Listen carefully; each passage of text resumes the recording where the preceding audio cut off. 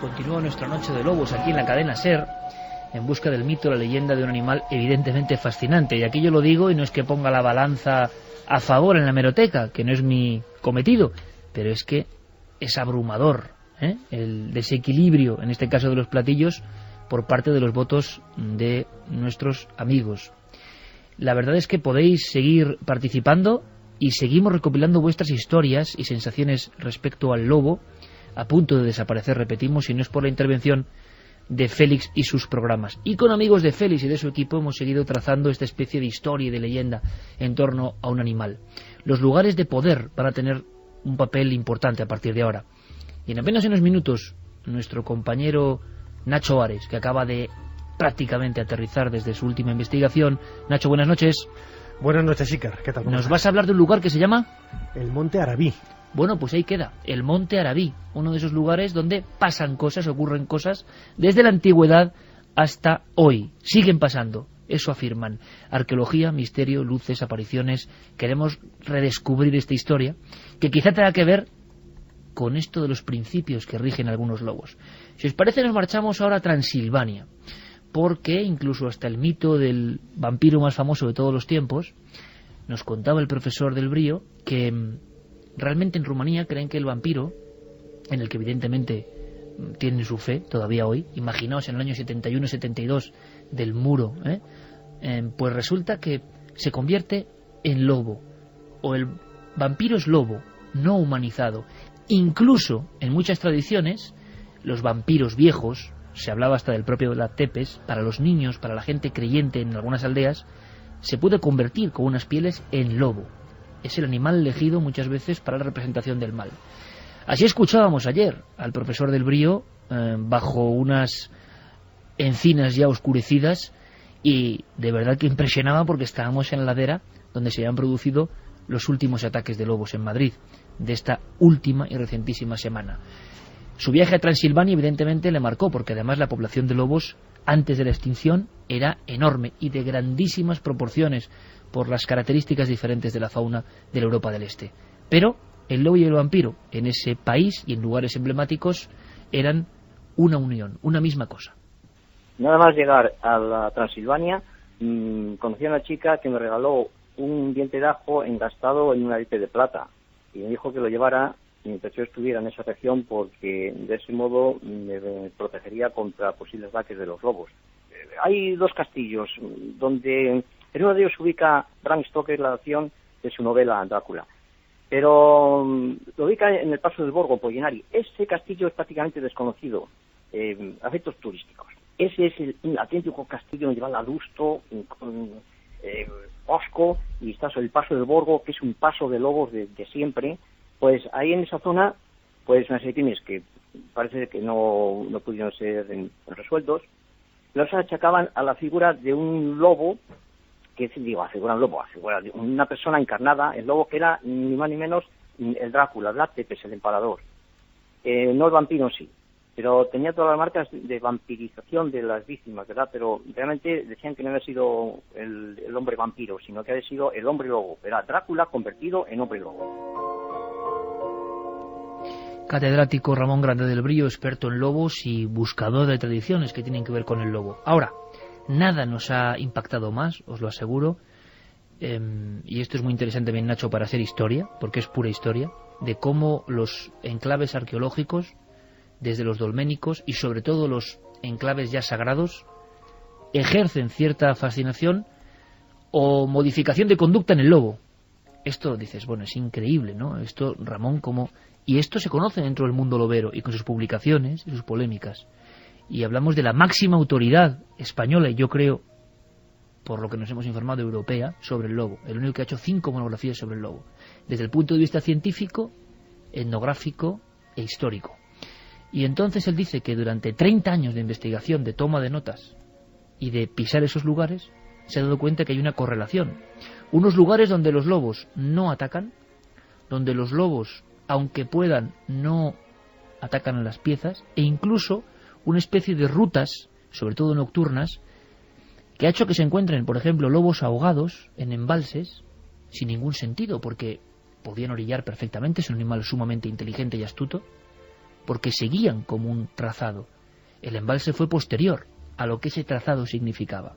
Las grandes vías sagradas, las más conocidas y las más desconocidas, que Ramón Grande del Brillo, que esto me parece espectacular, trazaba, por ejemplo, entre santuarios, aunque no estuviesen ya sacralizados, resulta que coincidían incluso por GPS con los movimientos de manada de muchos lobos. Bueno, vamos a escuchar y me decís qué opináis de esto, porque yo creo que es absolutamente increíble. Y quien lo dice es el que más sabe de lobos. Escuchamos. Entonces, hay una serie de lugares, concretos, de caminos, que se dirigen hacia santuarios, hacia zonas sagradas, y en esos caminos los lobos no suelen marcar casi nunca su territorio, aunque se encuentren pasando un día y otro y con mucha frecuencia por esos caminos, nunca dejan marcas de nada, no dejan marcas territoriales. La marca territorial, que es la que siempre deja el lobo para que nadie entre en su terreno, su marca, como cuando un perrito lo bajamos por la calle y orina para decir aquí he estado yo, el lobo lo hace de una forma gregaria, y además las matanzas entre lobos, nos explicaban ayer mismo, es porque un grupo entra en los límites de otro, y entonces la batalla es encarnizada. Y cuando las bandadas de cimarrones o de perros salvajes, que por desgracia es que además son más habituales que nunca, que eso también es algo terrorífico, que también, ¿no? Muchos ataques de lobos se confunden, porque en realidad son estos perros salvajes los que atacan al ganado en muchas ocasiones, o incluso nos hablaban de híbridos. Sí.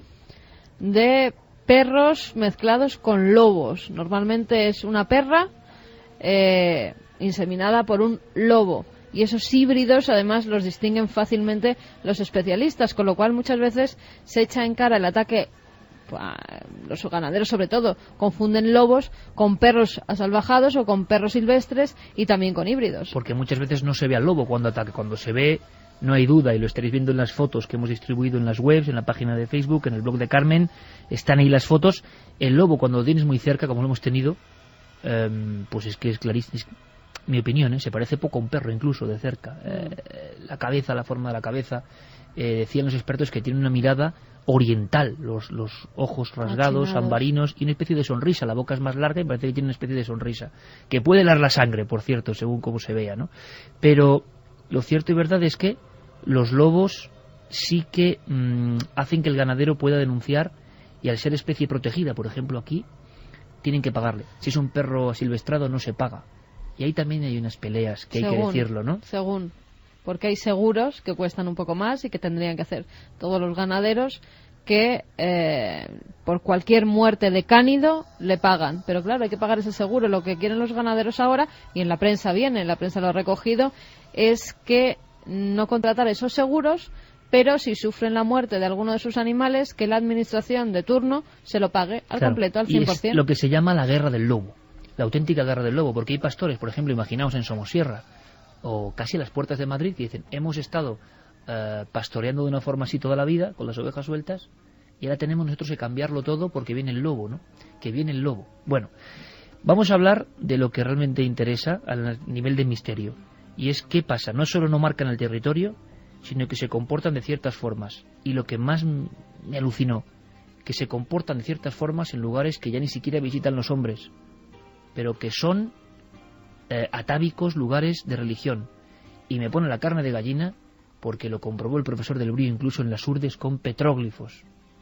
Los lugares donde los lobos se convierten de cierta forma resulta que están marcados por petróglifos, pinturas y grabados de 3.000, 4.000, 5.000 años. ¿Qué significa eso? Ahora intentamos interpretar, escuchamos al profesor.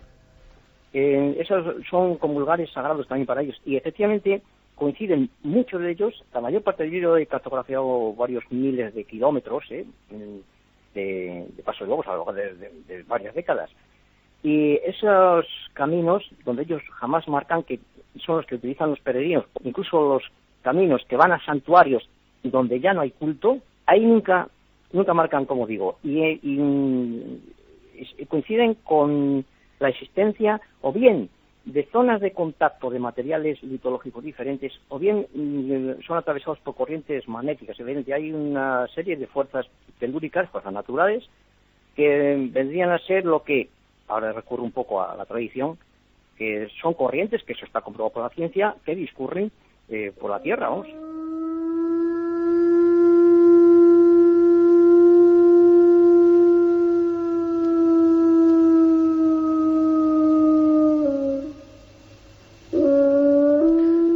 2:17. Empezábamos el programa diciendo algo que es obvio. Los especialistas todavía no saben por qué aúlla el lobo, a veces aúlla la luna. No se sabe si es una toma de contacto, de decir estamos aquí a pesar del peligro de la extinción, si está diciendo algo en un lenguaje atávico y desconocido para el ser humano. Pero sabemos que los lobos saben cosas por su comportamiento que los hombres desconocen. Javier, que todavía no se ha publicado, pero está ya tu libro, vamos, en máquinas y casi lo estamos tocando, El ángel perdido. ¿Y por qué traigo esto a colación? Porque hablas de rutas sagradas, del poder de algunas rutas sagradas, de algunas piedras sagradas, de algún conocimiento que hila lugares en la tierra. Bueno, yo no sé, pero entra hasta dentro de la lógica que los animales también supiesen eso, y que nosotros ya lo hemos olvidado. Bueno, ahí se abre un grandísimo debate sobre, en fin, si debemos tomar a los animales por una, y no solamente los lobos, sino otros mamíferos que nos son muy cercanos, como una especie con capacidad de trascendencia o no. Es decir, pensamos que lo que nos diferencia de los animales, uno de los rasgos distintivos, por ejemplo, es la aproximación cultural, el trabajar en grupo, el venerar a nuestros antepasados. Eso está, de alguna manera, se vislumbra en los lobos. Con estas palabras de este profesor de la Universidad de Salamanca, se nos está poniendo sobre el tapete la posibilidad de que los lobos acudan a los mismos lugares sagrados, santificados de alguna manera por la tradición humana. Pero es que, por ejemplo, tenemos otro ejemplo en la naturaleza, que es el asunto de los elefantes. Se habla de los cementerios de elefantes. De hecho, fue un mito muy extendido durante el siglo XIX. Muchos exploradores peinaron grandes extensiones de África tratando de encontrar el cementerio al que supuestamente acudían todos los elefantes por un afán de enriquecerse, porque lo que querían es el marfil de sus colmillos. Jamás se encontró ese gran cementerio, pero Rupert Sheldrake, un famosísimo biólogo, sí que ha subrayado en varias ocasiones que los elefantes sí tienden a hacer pequeños cementerios familiares, que sí que es verdad que existen en algunas manadas lugares donde esos huesos se depositan. Y qué curioso, los elefantes adultos tienden a visitar los huesos de sus antepasados, hacen visitas periódicas a donde estaban esos huesos, como, en fin, para darles una vuelta, para recordarlos, para venerarlos, lo que hacemos nosotros con nuestros antepasados en los cementerios, en una especie a la que no le atribuimos ningún sentido de la trascendencia. Si eso lo tienen los elefantes, lo tienen los lobos, y quizá lo tengan otras especies mamíferas a las que no le hemos atribuido, en fin, ese don hasta ahora, quizá nos tengamos que replantear esa vieja duda, ese viejo debate de si los animales tienen alma o no. 2:20. Ahora, cuando entremos en el siguiente expediente de la noche de investigación y de España ancestral con Nacho Ares, en el fondo algunos de estos temas van a salir a relucir. El maestro, el gran profesor del Brío, ayer con sus anteojos, con su gorrilla, con su barba blanca, con sus prismáticos, yo estaba realmente encantado, ¿no? Porque también forma parte de una especie, como muchos amigos que tenemos, que yo no sé si está al borde de la extinción, creo que sí, porque no hay muchos auténticos sabios, ¿no? Él decía que al final, dice Iker, lo que ha aprendido es que todo está hilvanado, absolutamente hilvanado, del lobo a la mariquita, de la mariposa al tigre. Pasan procesos y cosas que nosotros no entendemos y que están completamente amalgamados, ¿no? Decía, desde el mundo de las ideas a los pequeños movimientos de un par de pájaros, ¿no? Cuando auténticas eminencias de la cátedra, de la investigación, de la sabiduría, que muchas veces evidentemente serán criticados por otros que me decía que no saben salir del libro, pues dicen esto es porque algo de eso hay. Y Santi, yo me quedo realmente con la carne de gallina, sabiendo que donde hay dólmenes, petróglifos, lugares sagrados y santuarios incluso abandonados, los lobos se comportan. Por eso me decía este hombre, ¿tú te acuerdas, Carmen, que una de las cosas es que se han atropellado varios lobos en la carretera Nacional 1? Sí, en la de Burgos. En la carretera de Burgos, que es un ejemplo del dominio del hombre sobre la tierra.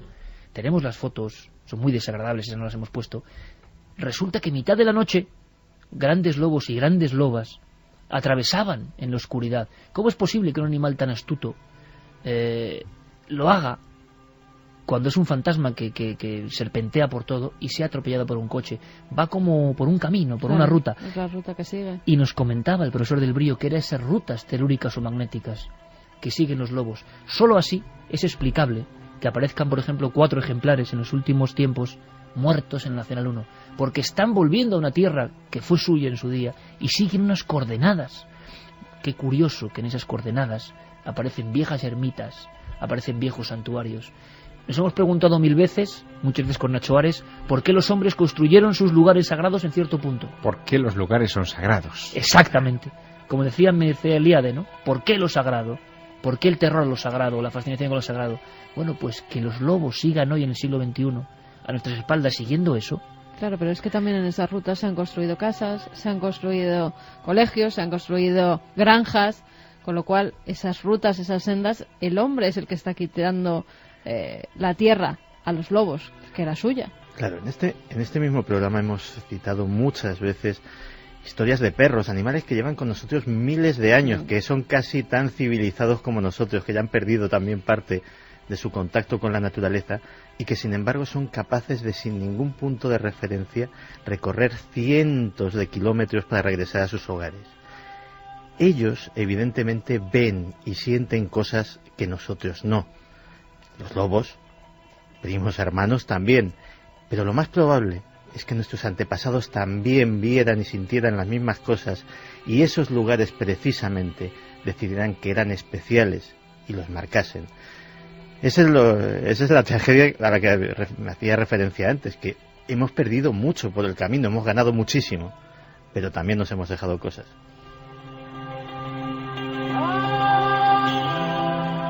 Otro maestro, que es Noel Calero, con los sonidos nos pone a Dead Can Dance para casi recordar los ecos de esos hombres que fuimos en su día.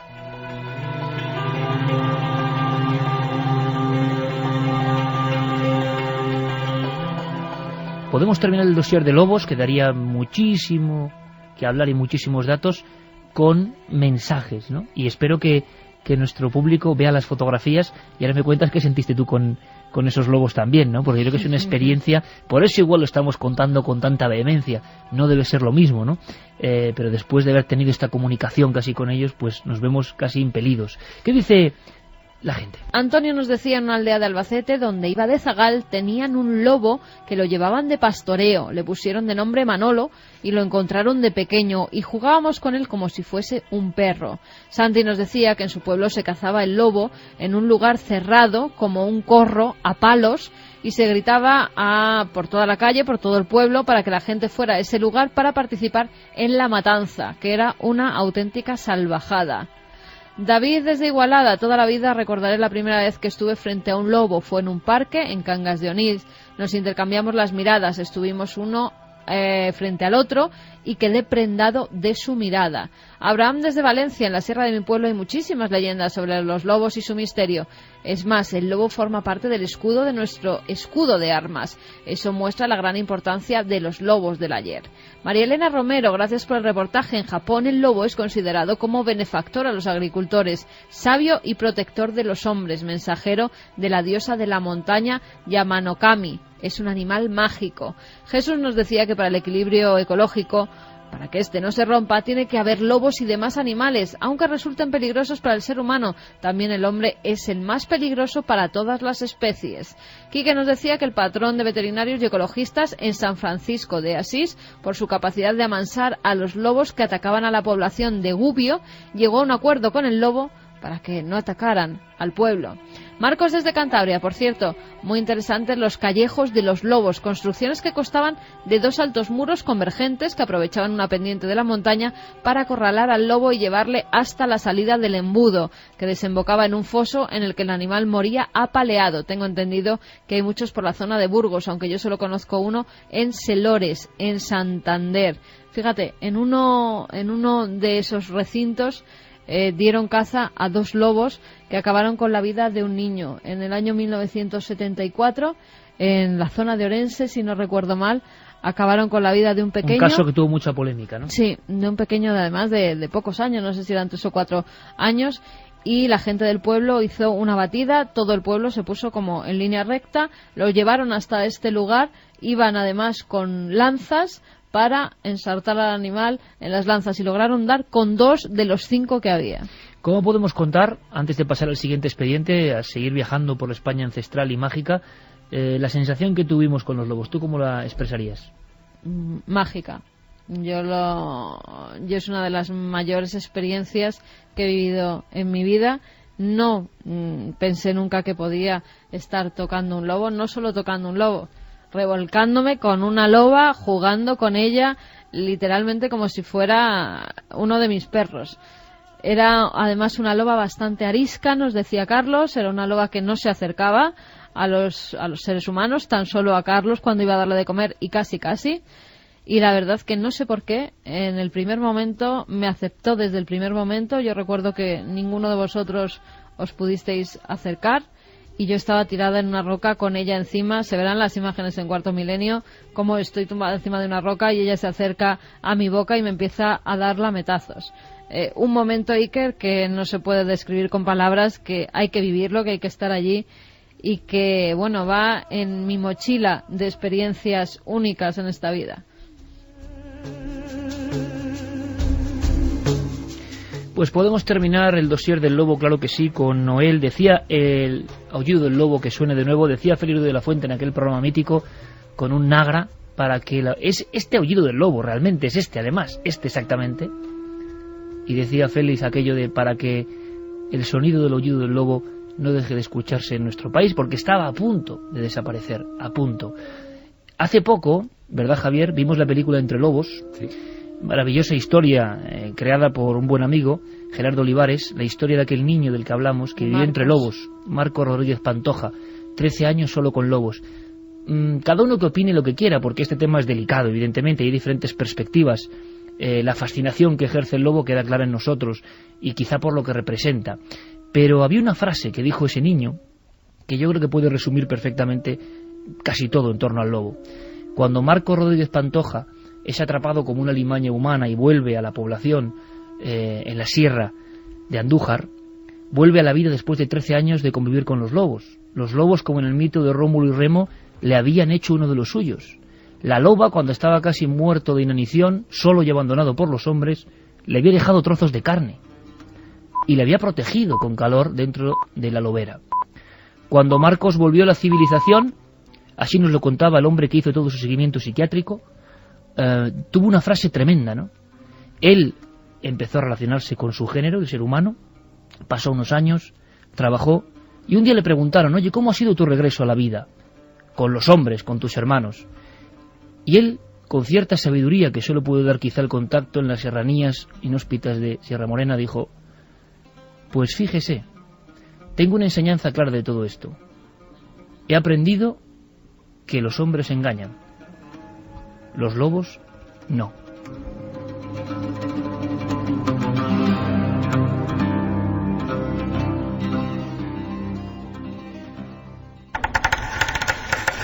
Milenio 3. Detrás del misterio. En busca de una respuesta. Cadena SER. El programa que están ustedes escuchando es la repetición de uno ya emitido.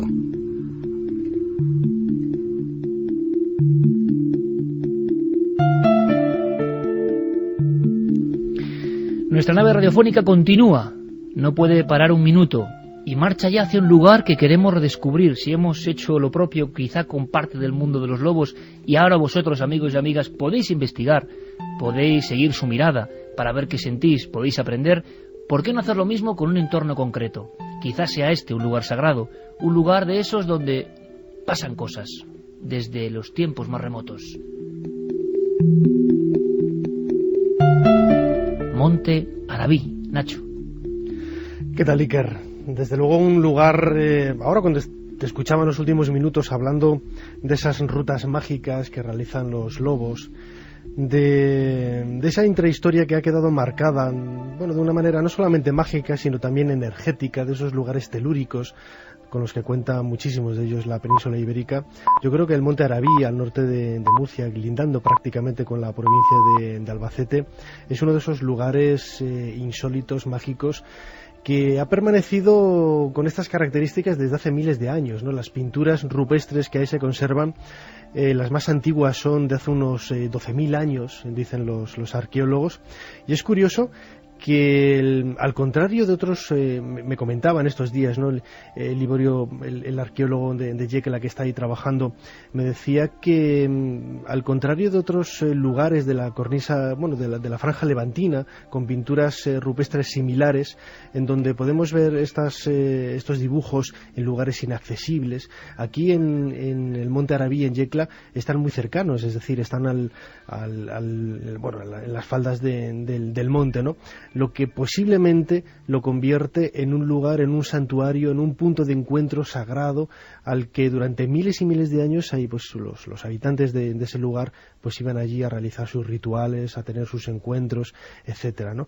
Yo creo que el Monte Arabí es uno de esos espacios. Hoy es un parque natural, también recuerda ayer las fotografías espectaculares que te mandaba de algunos de esos muflones que se cruzaron con nosotros en el camino y las águilas precisamente, y te decía un poco que fue una experiencia en estos días que a ti seguramente te hubiera encantado por ser un poco ese reflejo de trabajos antiguos que hiciera el gran maestro de todos nosotros, Félix Rodríguez de la Fuente, ¿no? Yo creo que es uno de esos lugares que tenemos que ir a visitar, no solamente desde el punto de vista natural, sino también porque tiene un trasfondo mágico, misterioso, con un montón de leyendas, seguramente marcadas por ser, como digo, un lugar que hoy para nosotros ha perdido, no voy a decir esa energía, ¿no? Pero muchos de nosotros no somos capaces de percibirla todavía, ¿no? Pinturas rupestres y de repente aparición de luces, que es otro gran clásico. Hacía tiempo que, hombre, hay un censo, ¿verdad, Javier? Casi de luces populares, pero esta no la conocíamos. Y hay un detalle, bueno, esencial y que ahora vamos a comentar, que es el lugar que está prácticamente a las faldas de este monte o muy cerca, que es uno de los más tenebrosos, y que se entienda la palabra, para mí por lo menos, amante de la arqueología como Nacho, por el tipo de figuras que salieron de la tierra en aquel lugar cuyo nombre ya evoca muchas cosas, Cerro de los Santos. Hemos recogido, bueno, ha recogido Nacho, testimonios como el de Pedro Ortiz, de apariciones de puras luces populares en diferentes ocasiones, porque él tiene un oficio que le permite estar rondando por toda esa zona, ¿no? Prácticamente. Sí, él trabaja, bueno, ahora ya no, pero él ha trabajado durante muchos años en protección civil, y lo que le ha permitido estar en contacto con la naturaleza, estar en contacto con esa esencia mágica divina, me atrevería a decir, que ha caracterizado al Monte Arabí y a todos esos alrededores, entre ellos también el magnífico Cerro de los Santos, que hoy, por desgracia, ya no es lo que debió de ser hace un poquito más de 2000 años, para ser uno de los núcleos principales de culto de la cultura de los antiguos y míticos iberos, ¿no? Vamos a escuchar a Pedro, porque él, en una de esas noches de vigilancia, vamos a decirlo así, se encuentra con algo que os va a sonar, vamos, totalmente, porque es la misma historia que se repite, pero qué curioso, ¿verdad, compañeros?, en lugares arqueológicos, casi a veces partiendo de las mismísimas ruinas. Diferentes descripciones de luces en el Monte Arabí en las últimas fechas. Pasando unos minutos, 8, 10, 15 minutos, esa luz inerte, esa bola tan preciosa que destellaba una luz muy bonita, blanca, luminosa, se hizo un movimiento, pero yo diría fracciones de segundo. Nosotros viéndola perfectamente, de momento vino hacia nosotros, pero segundos, se paró segundos y volvió a retornar al punto de antes, a ese punto inerte que estaba. 2:36, si conocéis el Monte Arabí y habéis sido testigos de fenómenos, nos podéis aportar cosas, desde luego estamos abiertos. Nacho, tenemos la descripción arquetípica, que como veremos no solo ha visto él, sino muchas más personas, de luz, no en el cielo, sino a baja altura, evolucionando, persiguiendo a vehículos, a coches, haciendo evoluciones, y siempre por la misma zona. Sí, es una zona, como digo, mágica. Pedro es testigo de la presencia de estas luces desde hace ya, me contaba, los primeros avistamientos que él tuvo, pues hace prácticamente 2 décadas, y luego hace poquitos meses también, junto con otros compañeros de protección civil, también pudieron verlas, ¿no? Y siempre son esas esferas, pequeñas esferas, de vivos colores, muchas de ellas, ¿no? Es un efecto realmente impresionante sobre todo escuchándole a él, como lo contaba con esa emoción, porque me imagino que al igual que debió de ser para aquellos hombres prehistóricos que hace prácticamente 10.000 años han habitado este lugar, pues es la presencia de esas figuras, la presencia de esas luces. Hay también otros testimonios ya quizás un poco más imbuidos en la leyenda local, que habla de luces blanquecinas, algunas de ellas con forma femenina, deambulando por los lugares, ¿no?, que caracterizan a uno de estos emplazamientos, ¿no?, el Monte Arabí. Otro detalle, a ver, Javier, si tú como ufólogo distingues cosas que son casi arquetípicas también. Saliendo de las puras ruinas del Cerro de los Santos, que ahora contaremos qué es, porque Nacho pudo decir que se lo ha pateado y ha investigado más de una vez, apariciones de cosas, me recuerda lo del Pardal, en la misma provincia de Albacete, que surgen de entre las ruinas, hacen un recorrido y vuelven a un lugar donde hubo culto, donde hubo ritos de los que ya no sabemos nada, donde hubo figuras que hoy se pueden ver en el Museo Arqueológico Nacional y algunas incluso falsificaciones en su época con gran polémica. Cerro de los Santos. Eso es lo que tenéis que buscar si no estáis delante del ordenador, para que contempléis en tiempo real la extraña expresión de estas figuras y entendáis que quizá hay un sentido de por qué aparecen las luces allí, con ciertos movimientos erráticos y como si fueran un fantasma de luz, yendo y volviendo. Escuchamos de nuevo a Pedro Ortiz. A la altura del Cerro de los Santos, a mi margen izquierdo, pues vi esa misma esfera, digámoslo así, 50 centímetros, pero muy cerquita de nosotros. Y en este caso iba dando unos saltos de unos 100 metros aproximadamente, se paraba, caía a tierra, saltaba haciendo una onda, caía otra vez a tierra, y la gran sorpresa fue que se desvió hacia el eje de la carretera, una recta que hay impresionante en esa zona, se veía en el centro del eje de la carretera. Para el vehículo, cuando no dábamos crédito, y vámonos, no había otra salida, caminos no había que cogerlos, y mantuvimos el vehículo quieto cuando esa esfera menor, de unos 50 centímetros, 60, 70, hizo un movimiento rápido hacia nosotros y giró hacia el margen del cerro donde había retornado anteriormente.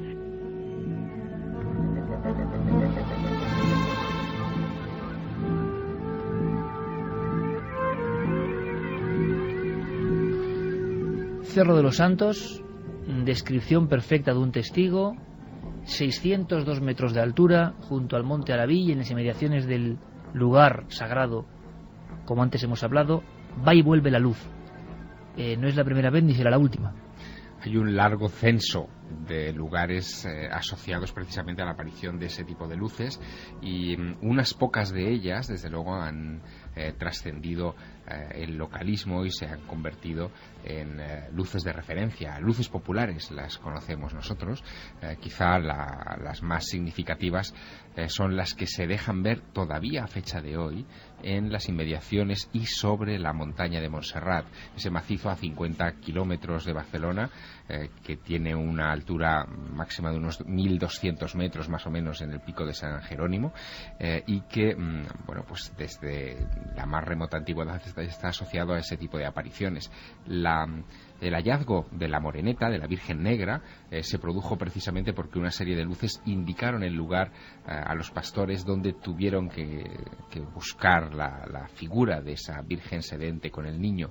Y no solo eso, muy cerca, en Manresa, la aparición de una de estas luces en 1345 dio pie a una celebración que está ya muy próxima. El próximo 21 de febrero se celebrará la fiesta de la misteriosa Llum, de la misteriosa luz, como cada año, que conmemora precisamente la incursión de una de estas luces que bajó de la montaña de Montserrat hasta esta villa, hasta Manresa, se adentró dentro de la iglesia del Carmen, se dividió en tres, se volvió a agrupar en una sola esfera y volvió a atravesar la mampostería de roca para perderse en montaña arriba. Y no es el único lugar, hay más. ¿Habrá alguna conexión con la arqueología en todo esto? Yo no sé si hay estudios, como Emilio Carreño nos hablaba, el director de la Red Sísmica Nacional, nos hablaba sin tapujos de una conexión entre luces y terremotos. Y nos habló, ¿verdad?, que yo creo que esto fue tremendo, un científico de su talla. ¿Os acordáis de cómo desde incluso el terremoto de Lisboa había correlación de visiones de luces? Es que los santuarios arqueológicos, y yo no sé si tendrá que ver para algunos con fuegos fatuos o con qué, y la presencia de luces es una constante total. Y en ocasiones en este monte, el Monte Arabí, o Monte Arabí, los testigos no han sido una persona, 2 personas. Ahora vamos a escuchar uno con 10 personas y de ámbitos como la protección civil. O sea, mucha gente viendo lo mismo y a veces con otras formas bien curiosas, como objetos de los que cuelgan otros y casi tocan tierra, cosa que yo no he escuchado muchas veces, Nacho. Es curioso porque ya cuando veamos el reportaje en Cuarto Milenio dentro de unas semanas, Liborio Ruiz, el arqueólogo principal de estas investigaciones, que es de Yecla, en Murcia, como digo, él me hablaba de un sentimiento bastante singular. Es la arqueología de los sentidos. Él es bastante escéptico en todo este tipo de cosas, ¿no? Bastante escéptico. Sin embargo, él habla de esta arqueología de los sentidos, arqueología de los sentimientos, en el terreno de lo que él no sabe explicar, no tiene una explicación racional, lógica, pero que entiende que hay algo, hay una magia, hay un sentimiento, hay algo que se escapa un poco de nuestras manos, de nuestro raciocinio, y que hace que un lugar, en este caso el Monte Arabí, haya sido habitado por personas, por seres humanos desde hace miles de años, y que haya sido identificado con un lugar sagrado, un lugar mágico hasta la actualidad. Claro, lo que hablábamos, ¿por qué eligieron ese monte? O sea, ¿por qué ahí excavaron la ermita rupestre en un caso? ¿Por qué exactamente ahí? ¿Y por qué las pinturas rupestres o petróglifos se superponen unos a otros y no utilizan otras extensiones, sino que tiene que ser un lugar? O sea, como si supieran algo que nosotros no sabemos y tiene que ser ahí. Escuchad, tú especialmente, Javier, esta descripción delante de 10 testigos, gente de la protección civil, que están observando algo que ya no es que sea una luminaria así como difusa, sino que más bien parece un aparato en plena noche, y que, en fin, escuchad para ver si habéis catalogado alguna vez algo parecido. A mí me sorprende. ¿Cuál fue nuestra sorpresa? Porque estábamos más de 10 personas. Era verano, detrás de las moratillas salió un objeto grandísimo a una altura 8-10 kilómetros de altitud sobre el horizonte del Cerro de las Moratillas, multicolor, soltó algo, yo le digo una cuerda, digámoslo, un cable, lo que fuese, multicolor hacia abajo, pero llevaba esa misma que estábamos viendo desde el principio, en pequeñita, lo llevaba debajo, cogido. Lo dejó caer muy lentamente, porque estuvo más de 5 a 7 o 10 minutos inerte. Podíamos verlo perfectamente, pero perfecto, recrearnos. Lo dejó caer y claro, cuando ya pasó el horizonte, digamos, de las moratillas, ya perdemos la visión de este objeto que estaba dejando caer a la tierra. ¿Qué era? No lo sé, sinceramente.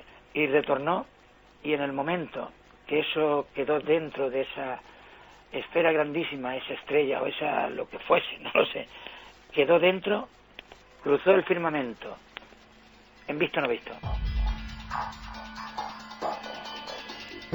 En visto no visto. Yo no sé si habéis escuchado alguna vez un croquis de este tipo. Yo creo que en la provincia de Huelva, un objeto redondo con una especie de nexo y luego otro, pero no sé. Bueno, yo creo que quizá aquí no estamos hablando de las luces populares que mencionábamos por la descripción de este amigo. Parece que se trata de una luz que está más alejada, es más lejana. Las luces populares suelen estar más mucho pegadas más cercanas, a tierra, ¿no? Exacto, más pegadas a tierra.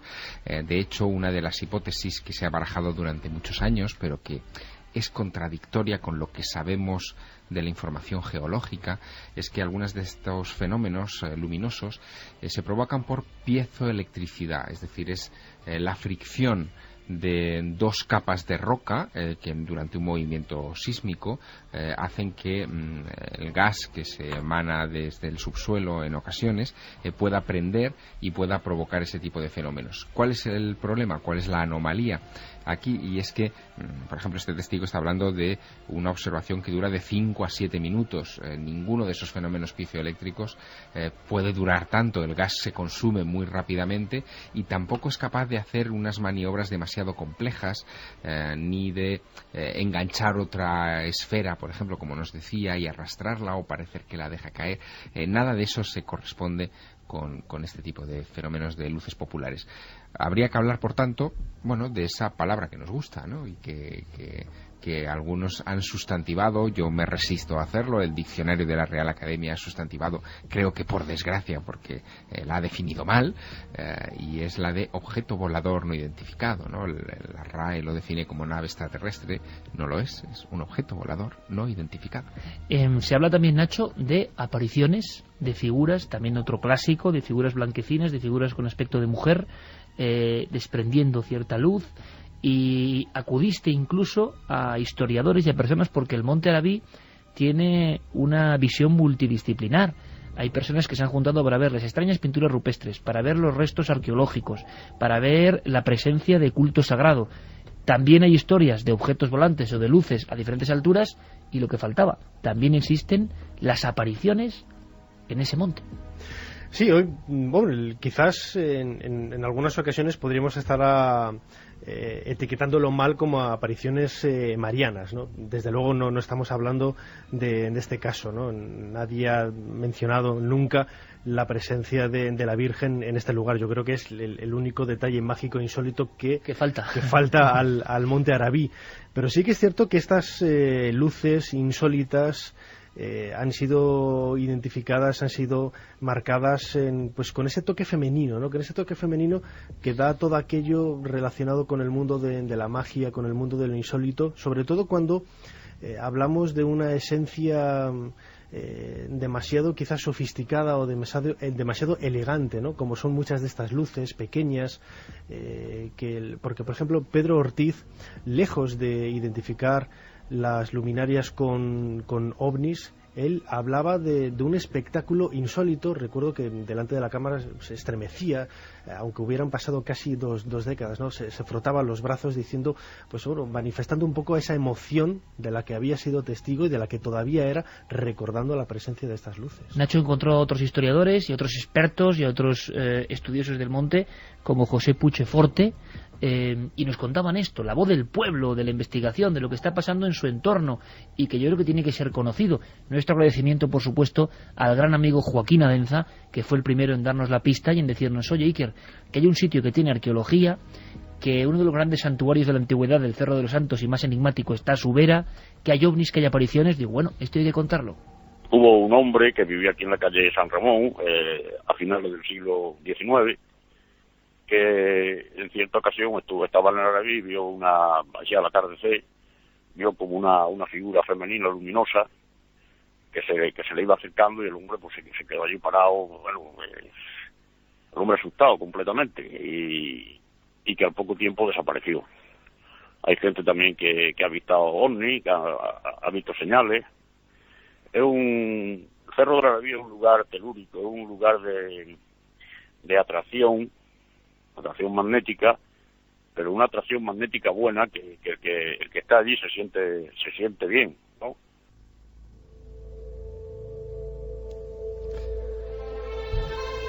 El hecho de que haya pinturas de unos 10.000 años de antigüedad, han calculado los expertos en ese lugar. Tienes el Arabí ahí delante. Exactamente, que la montaña cabe en una especie de roca, de pico, que lo hace muy muy característico en la región, pues indica que desde luego ha ejercido una atracción desde hace mucho tiempo. Ese telurismo, sea real o sea imaginario, sea físico o sea atribuido, pues lo que ha hecho es que efectivamente sea zona magnética para muchos, y bueno, que pasen o que crean pasar cosas extrañas. Yo quería preguntarle de todas maneras a Nacho, esa zona que es zona de muchas leyendas de moros, de muchas historias de tesoros enterrados, que también se asocian... Es otro clásico lugar de poder español. Exacto, y que se asocian a las apariciones de luces también. Que marcan, ¿no? Sí, si esa leyenda o esas características también aparecen en el Arabí.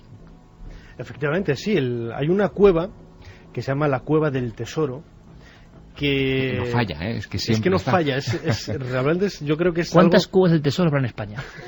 Si hacemos un censo con los amigos que nos cuenten de sus provincias, cueva del tesoro contada por los abuelos de los abuelos, igual un día hacemos una porra a ver cuántas. Vale. Pero yo creo que es que el número sería superior igual a 40 o 50. Y no digamos, yo creo que en la provincia de Murcia, ¿no? Que claro, hubo mucha presencia musulmana y que dejó, cuando ya se hizo la Reconquista, dejó a muchos cristianos ansiosos de encontrar esos tesoros, ¿no? Don José Puigforte, un excelente conocedor del folclore, de las tradiciones, de las leyendas vinculadas al Monte Arabí, me comentaba una historia bastante insólita relacionada precisamente con la Cueva del Tesoro, que podemos esperar cuando hablamos de esta terminología en una cueva grande, bueno, de más o menos grandes dimensiones, pero no, es un pequeño agujero de apenas unos 60-70 centímetros abierto en la piedra caliza que forma el corazón del monte, en uno de sus lados, en una de las faldas del monte, y que dice la tradición que ahí al final, cruza todo la montaña este agujero, y que al final de ella pues hay una pequeña puerta escoltada por dos hombres de gran pelaje, con unas clavas en las manos, unas mazas, vigilando. Como los salvajes de Úbeda. Efectivamente, es la misma tradición que se repite en diferentes lugares de la geografía española, ¿no? Y que la tradición señala que detrás de esas puertas hay el tesoro oculto, el tesoro perdido de los moros, ¿no? De los Tú te lo has pasado bien rondando por el Monte Arabí, ¿eh? Ya la te verdad veo es que hemos disfrutado bastante. ¿Cómo te lo pasas, Nacho? Es que lo veo feliz al hombre y me gusta, porque él está tocando no solo la arqueología y la historia, sino lo que hay detrás, que es tan enriquecedor. ¿Y qué te parece si la crónica la aderezamos con qué podía faltar aquí? Pues como gran camposanto, como historia de gran camposanto, los huesos humanos causando temores. Sería, pues eso, la vela final del pastel con forma de montaña que es el Monte Arabí. Pues hubo una batalla allí en un barranco que hay entre lo que se llama el Arabilejo y el Arabí, una especie de barranco. Allí hubo una gran batalla en tiempo según dice la de Ramán I, y los labradores luego labrando allí y tal, dice que aparecían restos, y que en fin, que tenían un terror grande a quedarse allí por la noche en el monte. Dice que si a veces si no eran con conjuros católicos y cosas así, no se atrevían a quedarse.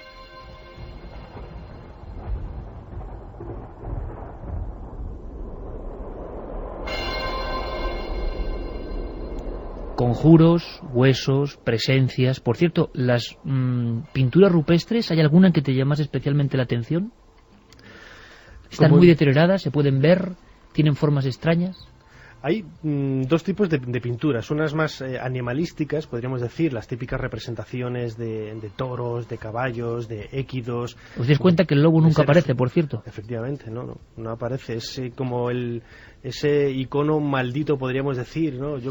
La cabra tira al monte, yo voy a hacer una referencia a la cultura jeroglífica, ¿no? A la cultura egipcia, mejor dicho. En el jeroglífico, por ejemplo, nunca hay representaciones de arañas, y arañas hay en Egipto. ¿Por qué los antiguos egipcios nunca representaron las arañas? Oye, qué buen tema es ese, animales malditos en los códigos de la antigüedad. La idea no es nuestra, al César lo que es del César, nuestro realizador y jefe de imagen de Cuarto Milenio, me tienes la bicha de balazote ahí, qué miedo da, hablando de bichos, ¿no?, extraordinarios. Sergio Fernández de Pinedo me dice, Iker, él se recorrió durante 8 meses las cuevas de España y Francia con nosotros, y me dice, hablando de lobos, extrañas conjunciones, ¿por qué no hay lobos en el arte rupestre? Prácticamente no hay lobos respecto a lo demás. Pues debe haber un misterio, porque el lobo estaba ahí, y en Egipto no hay arañas. No hay arañas, y es un animal que existe tanto en la antigüedad como como hoy, ¿no? Y es curioso que hay algunos animales que, a pesar del miedo que manifiestan, o que por lo menos representa el ser humano con respecto a ellos, pues parece que, como una serie de conjuros, de elementos mágicos, se evita, ¿no? Se evita su presencia en las pinturas. Hay que hablar de eso, Nacho. En el Monte Arabí, por lo tanto, hay de todo. Merece la pena la visita, un entorno natural, unas huellas del arte rupestre del hombre antiguo y misterios con testimonios. Y escuchamos a nuestro público, que es soberano, por supuesto.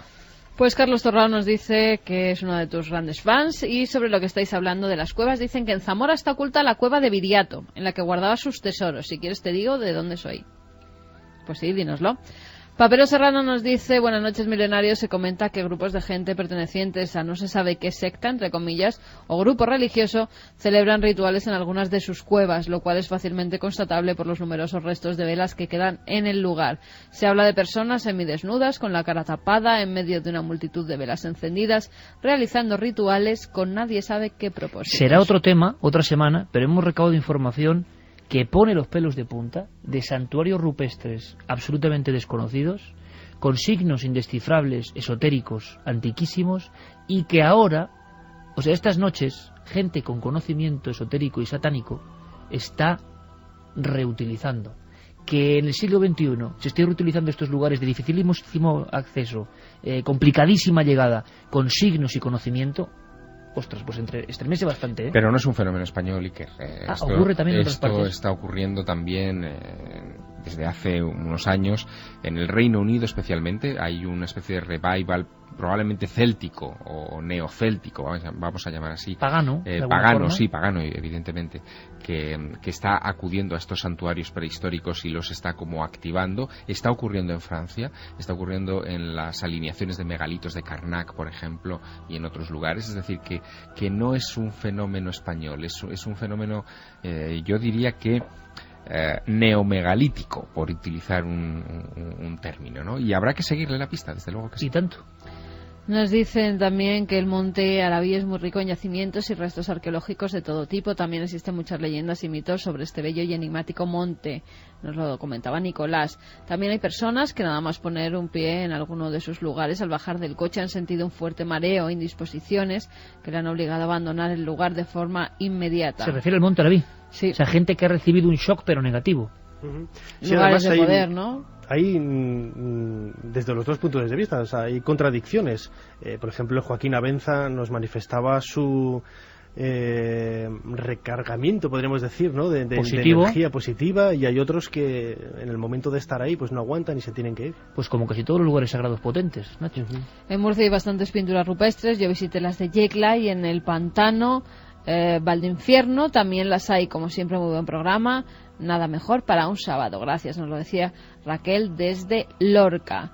Y luego pues seguimos con los lobos. Sí, pues que entonces mucha gente que se ha encontrado con lobos. Con muchas historias de lobos, porque ahora vamos a ir con otras historias de lobos humanos. Bueno, Nacho Ares, por supuesto, querido amigo, luego te escuchamos en Ser Historia. Aquí nos quedaremos. Haces doblete, ¿eh? Hacemos doblete. ¿Tómate un café? Nacho, un café. Gracias como siempre, disfrutar. Un abrazo, amigo. Gracias por descubrirnos la España antigua y moderna al mismo tiempo del misterio. Santi, ha habido una matanza tremenda en Estados Unidos, todos lo hemos visto, un acontecimiento tremendo. Se habla de control mental dentro de la mente de esa persona que ha provocado casi un apocalipsis, ¿no? Tú, hombre, no voy a decir que eres amigo de este tipo, porque no lo puedo decir, pero que estaba en tus foros.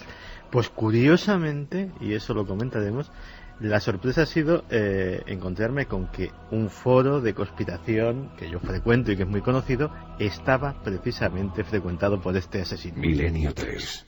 Iker Jiménez.